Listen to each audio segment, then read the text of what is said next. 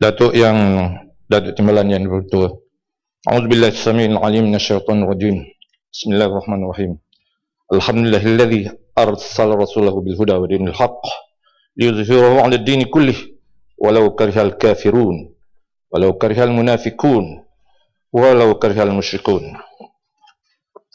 Tragedi kehilangan pesawat penerbangan MH370 yang membawa seramai 239 penumpang ataupun termasuk anak kapal menyelubungi suasana negara kita, menyebabkan kita berada dalam keadaan sedih.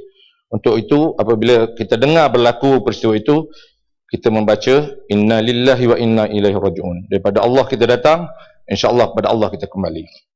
Jadi apa yang menduka citakan saya khususnya cara kerajaan menangani peristiwa ini. Oleh kerana kita lihat kenyataan yang lebih kadang-kadang bercanggah. Lebih lagi selepas 2 hari peristiwa ini berlaku, Panglima Tentera Udara mengeluarkan kenyataan bahawa mengatakan pesawat ini patah balik, terbang ke Tanah Besar dan melepasi Tanah Besar menjunam ke Selat Melaka. Keadaan ini semacam mustahil bagi saya. Oleh kerana berdasarkan taklimat yang diberi oleh grup CEO MAS menunjukkan kapal terbang menuju ke Vietnam dan di tengah perjalanan jam 2.40 pagi hilang daripada radar dan tanda ataupun signal di radar menunjukkan warna merah, maknanya bahaya dan kapal terbang telah hilang. Hilang dalam erti kata kalau diringkaskan ceritanya, dia sama ada meletup atau menjunam ke laut, oleh kerana tiada ada kesan-kesan radar lagi. Jadi sepatutnya lah pada pandangan saya, kerja-kerja mencari setakat ini sepatutnya ditumpukan kepada kawasan di mana kapal terbang tersebut hilang daripada pengesanan radar, dan sepatutnya kita beri tumpuan kepada pencarian di kawasan tersebut. Dan saya yakin dan percaya waktu ini dah selepas 5 hari kita tak boleh memberi harapan yang palsu kepada mangsa-mangsa keluarga mangsa kejadian ataupun tragedi tersebut. Saya silakan insya-Allah. Terima kasih speaker, terima kasih Lumut. Selain daripada itu, saya rasa perlu juga kita rakangkan perasaan agak terkejut ya, mengapa maklumat daripada tentera udara itu hanya dikemukakan selepas 2 hari. Ya, ianya amat pelik. Sepatutnya sekiranya ada apa-apa perubahan dari segi flight pattern yang ditunjukkan oleh MH370, semestinya radar tentera udara mengesaninya pada hari berkenaan itu sendiri dan bukan 2 hari kemudian. Ya, saya tidak mahu nak komen lah sama ada betul ataupun tak betul bacaan radar yang dilakukan oleh tentera udara di Raja Malaysia ya. Tetapi apabila maklumat ini datang dalam keadaan yang sebegitu rupa, ianya memberikan satu imej yang tidak baik ya, terhadap kemampuan kerajaan dan negara kita untuk memantau perjalanan kapal terbang di dalam ruang udara kita sendiri. Dan ianya menimbulkan persoalan sejauh mana peralatan yang digunakan oleh tentera udara Malaysia cukup canggih, mampu untuk mengesan pergerakan di ruang udara negara kita sendiri dengan kadar yang segera dan pantas, bukan sekadar 2 hari kemudian. Bagaimana pandangan Yang Berhormat Lumut? Panglima Lumut, saya juga amat terkesan dengan masalah MH370 ini. Kalau kita bercakap tentang kehakiman, separation of powers kononnya tak boleh. Tapi MH370 ini adalah soal yang parlimenlah tempatnya untuk kita dengar pandangan. Dan peraturan mesyuarat 14(1)H Datuk Yang Pertua memberi peluang kepada menteri untuk datang ke parlimen ini memberi penjelasan kepada kita apa yang telah berlaku. Jadi adakah Yang Berhormat Lumut fikir sepatutnya kita ahli parlimen mendapat penjelasan usul yang dibawa oleh pokok senior pun ditolak hari ini untuk bincang hal itu. Adakah Lumut fikir bahawa patutnya Yang Amat Berhormat Perdana Menteri atau paling kurang Yang Berhormat Pemangku Menteri Pengangkutan guna kesempatan kuasa, peluang dan hormati parlimen dan datang ke parlimen dan beri kepada kita maklumat yang sebenarnya yang diketahui oleh kerajaan tentang apakah masalah yang telah terkena kepada MH370. Terima kasih. Sedikit. Terima kasih, Speaker. Sebentar tadi saya baru dapat maklumat dari pihak tentera udara baru menafikan bahawa dia buat statement begitu. Kata dia tidak pernah buat statement, beliau tidak pernah buat statement tentang patah balik ke Subang.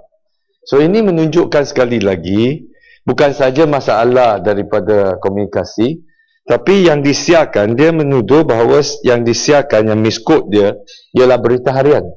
Saya juga ingin bahawa menteri telah bagi warning, IGP bagi warning, dan DCA pun kata jangan kita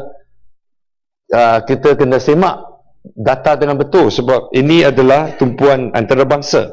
Saya juga ingin dapat pendapat dari Lumut bahawa 2 hari yang lalu utusan Malaysia keluarkan satu berita tentang 5 senario yang mungkin berlaku. Salah satu ialah pilot telah salah course, tidak maklum kepada control power. Satu lagi adalah cuaca yang buruk. Satu lagi ialah pilot bunuh diri. Dan atau satu lagi senario ditembak oleh negara jiran. Ini adalah satu surat khabar yang rasmi yang merupakan lidah kepada UMNO, tetapi keluarkan statement yang begitu tidak bertanggungjawab. Saya ingin dapat pandangan dari Belum. Kan Sarai bangun je. Nak bagi. Tak lalu. Jadi, silakan satu. Inilah yang masalahnya. Apabila kita buat penerangan, pada hari pertama semalam, hari Senin, hari Selasa, Yang Amat Berhormat Perdana Menteri telah memberikan penerangan berkenaan dengan apa yang telah berlaku, apa yang sedang dibuat dan apa yang akan dibuat. Tetapi kawan-kawan di sebelah sana tak ada. Jadi bila tak ada, tak tahu apa yang berlaku. Bila sampai hari ini kata tak tahu. Jadi salah anggap. Walau bagaimanapun, saya nak tanya Lumut lah. Saya berpendapat masa ini adalah masa untuk muhasabah. Masa ini adalah masa untuk kita bertafakur. Masa ini adalah bukan masa untuk kita menunding jari. Cari salah orang ni, cari salah orang ni. Ya. Jadi masa ini kita patut sama-sama berdoa, sembahyang solat hajat, baca Yasin. Bukan kita cari salah. Ni duk muhasabah. Muhasabah tuduh orang sini orang apa tak faham. Muhasabah bukan boleh tuduh orang. Ni perbahasan muhasabah ni daripada muhasabah lah. Ini bukan tuduh orang. Kita menjelaskan kesalahan dan kelemahan. Mana ada kesalahan? Inilah muhasabah. Apa yang dibentangkan adalah apa yang kita lihat. Lumut boleh teruskan. Saya dapat Lumut lah. Yang lain-lain tak faham apa saya cakap. Saya berada di depan televisyen apabila Perdana Menteri memberi penjelasan yang tidak meyakinkan. Oleh sebab itu saya hampir melompat apabila Perdana Menteri memberi kenyataan yang tidak meyakinkan. Seolah-olah beliau tidak pasti apa yang sedang berlaku. Memang pun tidak pasti, sampai sekarang pun kita tidak pasti apa sebenarnya berlaku. Ya, kenyataan Tuan Yang Bertua, kenyataan sebagaimana yang dibangkitkan oleh Batu utusan Malaysia memang biasalah. Dia seolah-olah lebih pandai daripada penganalisis, lebih pandai daripada juruterbang. Semuanya kenyataan-kenyataan yang dilaporkan merupakan kenyataan yang tidak benar, sesat. Jadi kita tak boleh terima kenyataan yang ditulis oleh utusan Malaysia. Sebagaimana dikatakan oleh Batu juga, Panglima Tentera Udara, saya berada di depan televisyen, dia sendiri memberi kenyataan bahawa radar Tentera Udara mengesan kapal berpatah balik ke Kuala Lumpur. Ini saya kata karut. Pada hari ini kita tuntut Menteri Pertahanan untuk memberi penjelasan mengapa Panglima Tentera Udara memberi kenyataan bahawa dia mengesan kapal terbang tersebut patah balik ke Kuala Lumpur. Bagi Lenggong bercakap. Nanti kejap saya belum habis, saya nak baca lagi. Bagi Lenggong cakaplah. Dan yang ketiga, sebagaimana tumpak cadangkan, memang kita tuntut supaya Perdana Menteri menjelaskan kepada Dewan peristiwa yang sebenarnya berlaku. Kalau selepas 5 hari tak boleh memberi penjelasan yang tepat. Kalau itu kita minta letak jawatan kot. Kalau tak boleh selepas 5 hari. Sepatutnya lepas 5 hari tak jumpa di udara, tak jumpa di permukaan. Mana pergi dia? Mana pergi kapal terbang? Sila bagi jawapan. Terima kasih Lumut. Terima kasih Lumut. Ini masalahnya kita. Ini isu negara. Ini isu nasional. Dan isu ini melibatkan masyarakat antarabangsa. Sepatutnya perkara seumpama ini, tanpa kita kira latar belakang politik kita, tanpa kita kira, kita mesti menyelesaikan secara bersama. Dan tidak ada masa untuk kita tuding-menuding, salah menyalah. Yang kita tunjuk dan kita dapat dalam Dewan ini ialah sikap salah menyalah.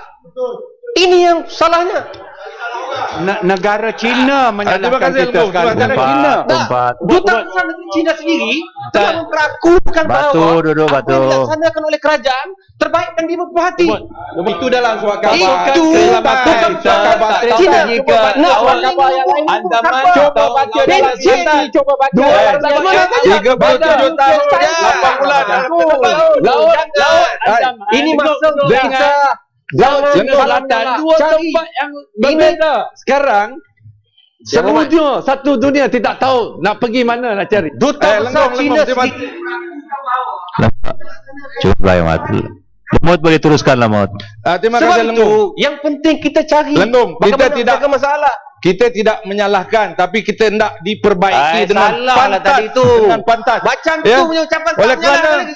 Kita lihat tiap-tiap kali. Mana dalam Dewan Rakyat ni kalau ucapan pihak makan yang kata kerajaan buat betul, semua salah. Kita tak cakap kerajaan buat betul. Mana beza tu? Kita suruh betulkan. Tolong dulu.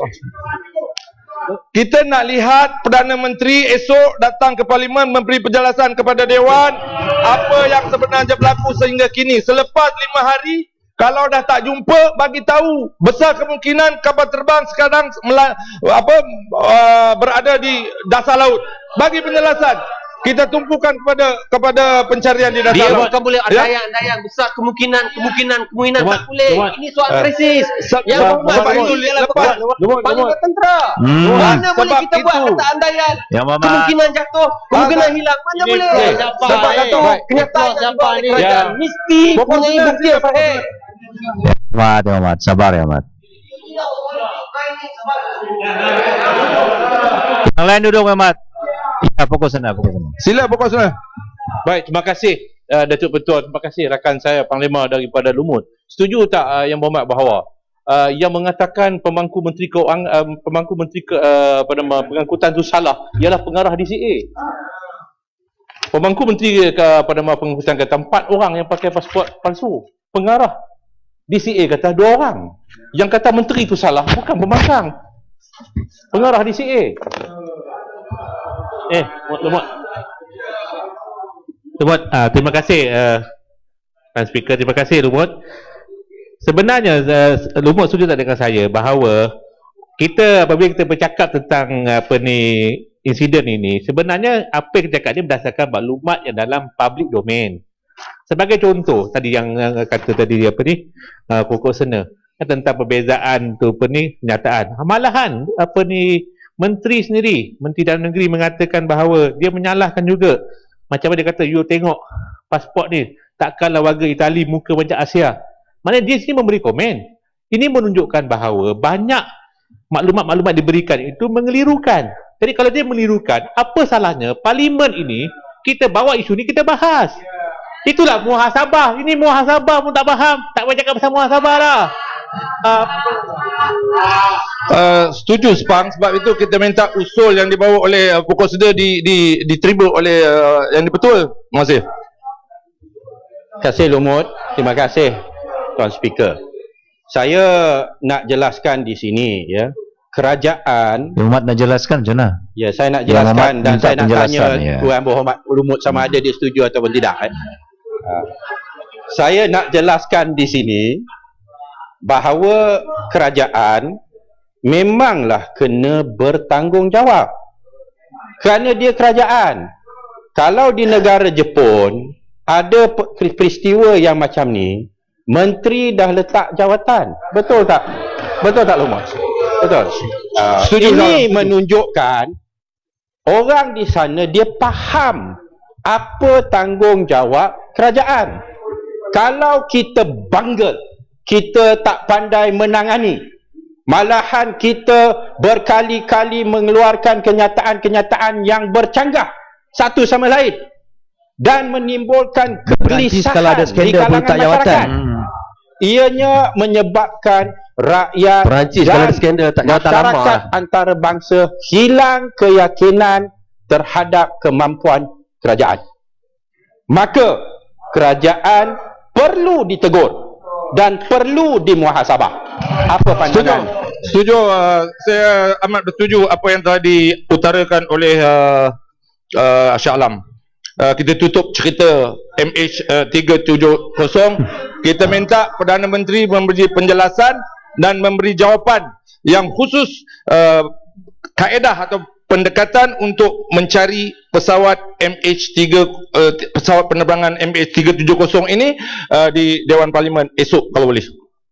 Tuan Yang Dipertua, dalam membahaskan usul menjunjung kasih titah ucapan Seri Paduka Baginda Yang di-Pertuan Agong pada 10 hari bulan yang lalu sempena perasmian mesyuarat pertama penggal kedua Parlimen ke-13, izinkan saya menarik perhatian Dewan Yang Mulia ini di atas keprihatinan tuanku mencemat duli, menjunjung tinggi pengorbanan Angkatan Tentera Malaysia serta anggotanya yang telah berusaha memberi jaminan keselamatan, keamanan serta memelihara kedaulatan negara sesuai dengan peranan Angkatan Tentera itu sendiri. Tuan Yang Dipertua, sesuai dengan peranan dan tanggungjawab yang dipikul oleh Angkatan Tentera Malaysia, Kementerian Pertahanan telah diberi peruntukan operasi dan pembangunan berbilion ringgit sejak ditubuhkan hingga sekarang. Sukacita dimaklumkan bahawa pada tahun ini Angkatan Tentera Malaysia akan menyambut ulang tahun yang ke-51 dengan peruntukan sebanyak 16.1 bilion untuk peruntukan pembangunan dan juga peruntukan operasi. Kita ucap syabas kepada Angkatan Tentera dan diucapkan kepada seluruh warga Angkatan Tentera supaya dapat menyambut Hari Angkatan Tentera dengan aman dan selamat. Tuan Yang Dipertua, dalam Dewan Yang Mulia ini kita tidak menafikan bahawa Angkatan Tentera Malaysia sentiasa mempertingkatkan keupayaan operasi darat, laut dan udara. Angkatan Tentera Malaysia terus diberi peruntukan yang besar untuk tujuan tersebut. Soalnya, adakah ia bertepatan dengan keperluan sebenar Angkatan Tentera Malaysia atau ia hanya perancangan jangka pendek atau berpandukan kepada sesuatu peristiwa yang dialami atau benar-benar perancangan jangka panjang? Tuan Yang Dipertua, bagi memantau dan mengawal selia perolehan kelengkapan Angkatan Tentera ini, saya mohon izin Dewan Yang Mulia ini mencadangkan supaya kerajaan mewujudkan satu dokumen Dasar Pertahanan Negara atau National Defence Policy yang diluluskan oleh Parlimen serta diguna pakai oleh Kementerian Pertahanan secara telus dalam mengurus dan membangunkan Angkatan Tentera Malaysia. Dokumen ini diharap menyediakan panduan, saiz, ketumbukan serta kekuatan Angkatan Tentera Malaysia yang diperlukan oleh negara dan dalam waktu yang sama dapat mengelakkan perolehan kontroversi sebagaimana yang selalu kita dengar. Tuan Yang Dipertua, untuk makluman Dewan Yang Mulia ini, Dasar Pertahanan Negara merupakan pertama manifestasi matlamat nasional dalam memastikan keselamatan dan kestabilan negara terpelihara dan kepentingannya dipertahankan demi menjamin keutuhan wilayah, kesinambungan keamanan sosio-ekonomi serta kedaulatan negara. Kedua, menjelaskan strategi pertahanan menyeluruh melibatkan elemen-elemen ketenteraan dan bukan ketenteraan yang terperinci dan dirancang dengan penuh teliti. Ketiga, mengawal selia penggunaan peruntukan yang disediakan supaya tidak berlaku ketirisan dan pemborosan seperti perolehan 2 buah kapal selam baru sebuah terpakai dengan kos 4.5 bilion yang telah melebihi kos sebenar. Kedua, perolehan 6 buah petrol vessel yang telah melebihi kos asalnya. Yang ketiga, pembelian helikopter untuk TUDM Cougar EC-725 sebanyak 157 juta sebuah, sedangkan negara Brazil membelinya dengan harga 82 juta sebuah saja. Perolehan pembelian lain-lain kelengkapan yang melebihi kos sebenar. Tuan Yang Dipertua atau Datuk Yang Dipertua, Rentetan dari perolehan pembelian kelengkapan yang melebihi kos sebenar sebagaimana yang dinyatakan Malaysia telah dilaporkan dalam laporan Government Defence Anti-Corruption Index 2013 iaitu oleh Transparency International Malaysia Malaysia berkedudukan D. A. Tiada rasuah dan F. paling buruk rasuah. Malaysia di kedudukan D. Malaysia bersebaris dengan Rwanda, Tanzania dan China.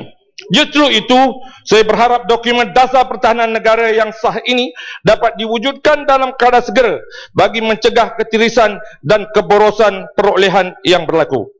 Tuan Yang Dipertua atau Datuk Yang Dipertua, pengorbanan warga tentera memang telah diperakui, tetapi apakah ganjaran yang telah kerajaan berikan kepada mereka? Dalam hal ini saya ingin menyarankan supaya janji kerajaan menganugerahkan tanah kepada bekas tentera dapat dilaksanakan sebagaimana yang terkandung dalam Perintah Majlis Angkatan Tentera nombor 7 1973. Sungai Petani. Silakan Tuan Menteri. Terima kasih Datuk Speaker. Saya nak tanya pandangan Lumut. Kalaulah ada di antara pegawai atau anggota Angkatan Tentera kita bukan saja mempunyai maklumat tetapi mempunyai maklumat yang lengkap berhubung dengan berlakunya rasuah ataupun tindak-tindakan yang bercanggah dengan undang-undang. Adakah boleh anggota ini melaporkan apa yang berlaku di luar kampnya? Maknanya bolehkah dia melapor kepada BPR ataupun SPRM atau polis ataupun bisu saja membiarkan keadaan berlaku begitu seterusan, seperti seorang Major Zabidi yang melaporkan apa yang berlaku tetapi tidak akan dikenakan kepada beliau. Apakah pandangan Laksmana tentang hal ini? Terima kasih. Dalam hal ini Yang Berhormat Sungai Petani, saya memang bersetuju supaya warga tentera yang memiliki maklumat ketirisan, rasuah ataupun salah guna kuasa dibenarkan melaporkan kebobrokan ataupun kesalahan tersebut kepada pihak-pihak berwajib. Dalam hal ini mungkin kita perlu wujudkan undang-undang yang melindungi warga tentera yang melaporkan jenayah yang berlaku di dalam Angkatan Tentera. Saya setuju dengan cadangan Yang Berhormat Sungai Petani.